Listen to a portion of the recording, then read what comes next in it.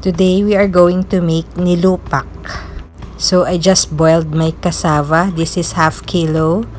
Then we'll partly mash it. Remove the roots.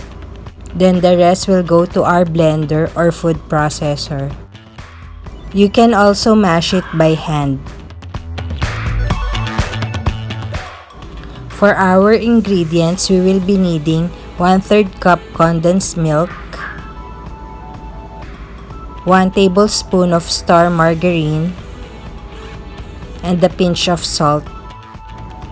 This is a very easy recipe. So everything goes into the blender.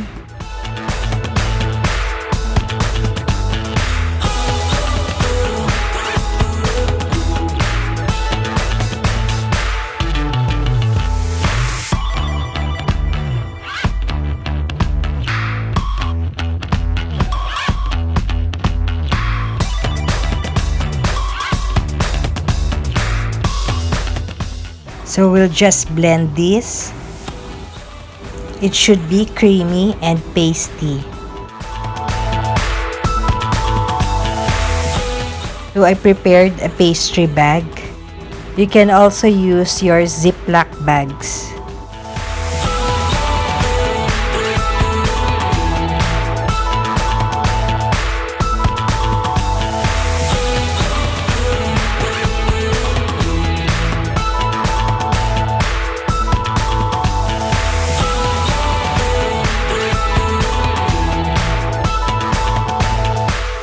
So I'll just cut the tip and remove the air.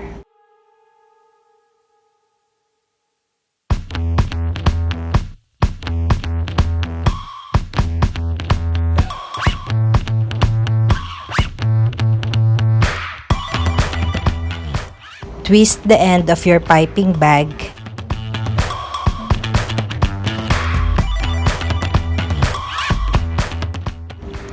Releasing the paste from your pastry bag comes from the pressure from your hand and not from pushing it. I will do at least 5 levels of piping.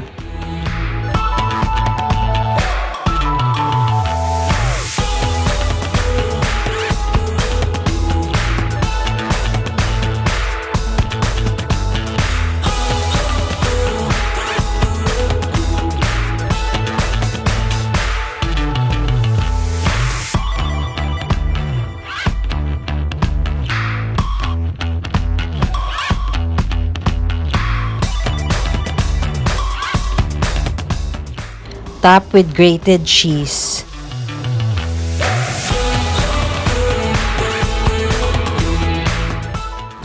Look at how delicately beautiful this is.